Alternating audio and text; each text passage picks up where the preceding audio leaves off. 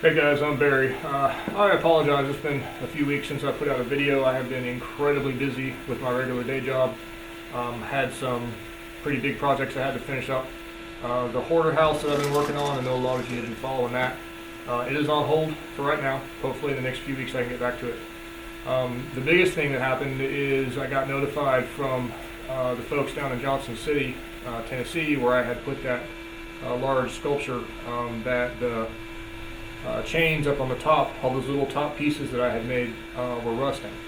Obviously that's not good. I need to get that fixed quick. So I zipped back down there and got all of the pieces off the trees, brought them back to my shop, and we spent a little while trying to figure out how to get the rust off and then recoat them, and I'm not sure exactly what happened. I don't think it was necessarily a fault of the paint. I think it's a really good quality paint. I just hadn't ever used 3-part epoxy before. After a little while trying to figure out what to do, I just said forget it. I scrapped all of it and I started over completely.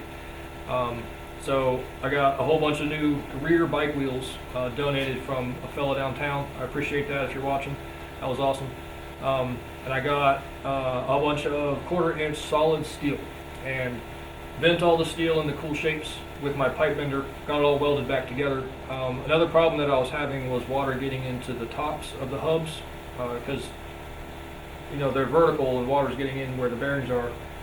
So I made some little hats for the tops. I just took some fender washers and made a die for it and pressed them so that they're at an angle, so water's just going to shed right off of them. I think that's going to work pretty good. So I'm in the process now. Are you ready with these? Huh? Yeah, go ahead, I'm ready. Of getting them all Almost done. Yeah, that's fine.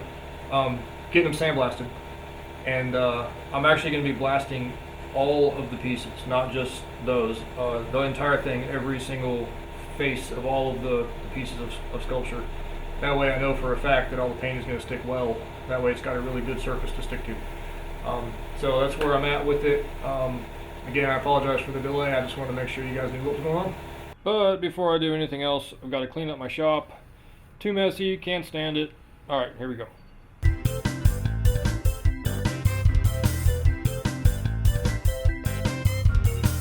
Okay, now I can work.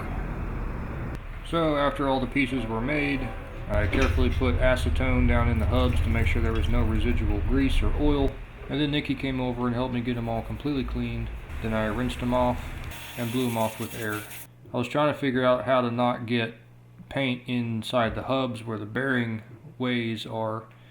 So I figured out that stuffing it full of toilet paper actually worked pretty good. It stays in place decently well and it's going to keep the paint where I need it to be. I thought about using like aluminum foil, but this actually worked pretty good. The next step was to spray paint them like I did last time. Except this time I very carefully hand painted in all the tiny little voids and places that the paint didn't get. I didn't want to make that mistake again. Then I got all the bearings all put together and greased and tuned up, trimmed off the excess on all the shafts, and then ground them smooth. Then I went and installed it.